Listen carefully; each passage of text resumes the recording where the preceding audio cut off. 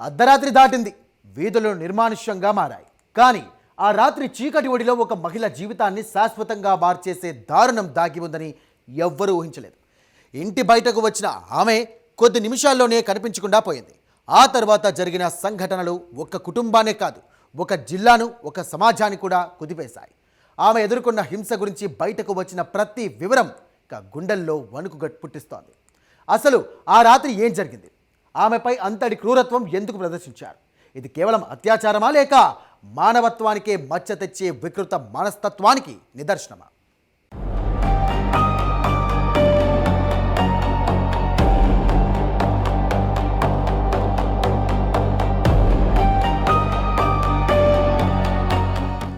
ఆమెకు అది సాధారణ రాత్రి. కొద్దిసేపట్లో తిరిగి ఇంటికొస్తాననే ఆలోచనతో బయటకు అడుగువేసింది. కానీ ఆ అడుగు ఆమెను భయంకరమైన అనుభవాల అగాధంలోకి నెట్టేసింది. బీహార్లోని బెగుసరాయ్ జిల్లాలో జరిగినటువంటి ఈ ఘటన సమాజమే సిగ్గుతో తలదించుకునేలా చేస్తుంది. ఒక మహిళపై 5గురు దుండగులు సామూహిక అత్యాచారానికి పాల్పడ్డారు. ఆమెపై జరిగిన దాడి గురించి ఒక్కో విషయం వెలుగులోకి వస్తున్న కొద్దీ ప్రజల్లో ఆగ్రహం మరింత పెరుగుతోంది. ఆమెను రక్షించాల్సినటువంటి సమాజమే ఆమెకు భయంగా మారిందా అనే ప్రశ్నలు వినిపిస్తున్నాయి. దాడి తర్వాత తీవ్ర అస్వస్థతకు గురైన ఆమెను కుటుంబ సభ్యులు హాస్పిటల్కు తీసుకెళ్లారు. మొదట్లో ఇది సాధారణ లైంగిక దాడి కేసుగానే కనిపించి ఉంది. కానీ వైద్య పరీక్షలు ప్రారంభమైన తర్వాత పరిస్థితి పూర్తిగా మారిపోయింది. వైద్యులు గుర్తించిన కొన్ని విషయాలు ఈ కేసును సాధారణ నేరాల జాబితా నుండి బయటకు తీసుకొచ్చాయి. బాధితురాలు అనుభవించినటువంటి శారీరక, మానసిక వేదన తీవ్రత ఎంత భయంకరంగా ఉందో అప్పుడే స్పష్టమైంది.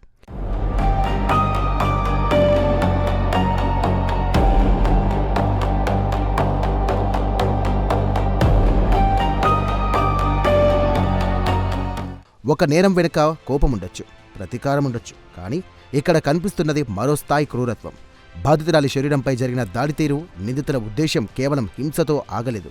ఒక మనిషి మరో మనిషిపై ఇంతటి అమానుషత్వాన్ని ఎలా ప్రదర్శించగలడు అనే ప్రశ్న ప్రతి ఒక్కరిని వెంటాడుతోంది. ఈ కేసులో బయటపడుతున్నటువంటి అంశాలు వింటుంటే నేరస్తుల మానసిక స్థితిపైనే సందేహాలు వ్యక్తమవుతున్నాయి. హాస్పిటల్లో వైద్య పరీక్షలు జరుగుతున్న సమయంలో వెలుగులోకి వచ్చిన విషయాలు అధికారులను సైతం షాక్కు గురిచేశాయి. నిందితులు ఆమెను కేవలం హింసించలేదు, ఆమెపై ప్రదర్శించిన క్రూరత్వం గురించి బయటపడిన ప్రతి విషయం గుండెల్లో వణుకు పుట్టిస్తోంది. వైద్యుల ముందుకు వచ్చిన ఆధారాలు సాధారణ అత్యాచార కేసుల్లో కనిపించే వాటికి పూర్తిగా భిన్నంగా ఉన్నాయని చెబుతున్నారు. బాధితురాలి మర్మాంగాల్లో తూటాలు, కర్రముక్కలు, రాళ్లను చొప్పించినట్లుగా వైద్యులు చెబుతున్నారు.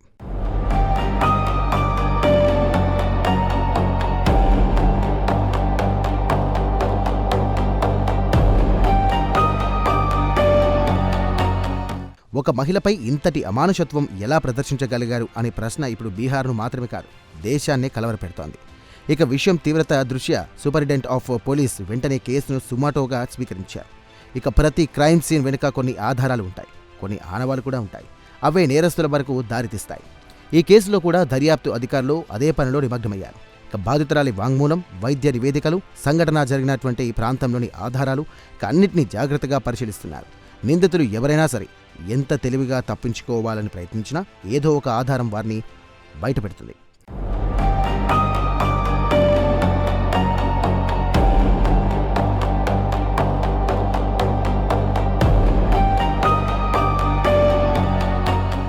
అయితే ఈ ఘటన కేవలం ఒక కేసు మాత్రమే కాదు, ఇది మహిళల భద్రతపై మరోసారి పెద్ద తలెత్తట్టు చేస్తోంది. రాత్రివేళ బయటకు వెళ్ళినటువంటి ఒక మహిళకు భద్రత కల్పించకపోతే సమాజంగా మనం ఎక్కడ నిలబడ్డాం అనే ప్రశ్నలు కూడా వినిపిస్తున్నాయి. ప్రతి ఘటన తర్వాత ఆగ్రహం వ్యక్తం చేయడం, కొంతకాలానికి మర్చిపోవడం, మళ్ళీ మరో ఘటన జరగడం, ఇదే కొనసాగుతోందా అనే ఆందోళన కూడా వ్యక్తమవుతోంది. ఇలాంటి కేసుల్లో బాధితురాలు కేవలం శారీరకంగా మాత్రమే కాదు, మానసికంగా కూడా తీవ్రంగా దెబ్బతింటుంది. సంఘటన ముగిసిపోయినా ఆ జ్ఞాపకాలు ఆమెను చాలా కాలం వెంటాడుతుంటాయి. కుటుంబం కూడా అదే వేదనకు అనుభవిస్తూ ఉంటుంది. అందుకే ఇలాంటి నేరాల్లో నిందితులకు శిక్ష పడడం మాత్రమే కాదు, వేగంగా న్యాయం జరగడం కూడా అంతే ముఖ్యం.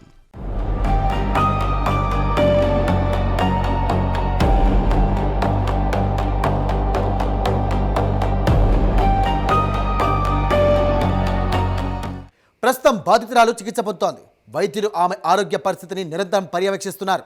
మరోవైపు నిందితుల కోసం గాలింపు కొనసాగుతోంది. కానీ ఈ కేసు సమాధానం కోరుతున్నటువంటి ప్రశ్నలు మాత్రం ఇంకా అలాగే ఉన్నాయి. బాధితురాల్ని లక్ష్యంగా చేసుకున్నది ఎవరు? ఈ దాడి వెనుక కేవలం కామాంధతత్వమేనా, లేక మరైనా కారణముందా? ఇక దర్యాప్తు ముందు సాగుతున్నటువంటి మరిన్ని నిజాలు వెలుగులోకి వచ్చే అవకాశం ఉంది. ఆ నిజాలు బయటపడే వరకు కూడా ఈ కేసు చుట్టూ మిస్టరీ, ఆగ్రహం, ఆవేదన అన్నీ కూడా అలాగే కొనసాగనున్నాయి.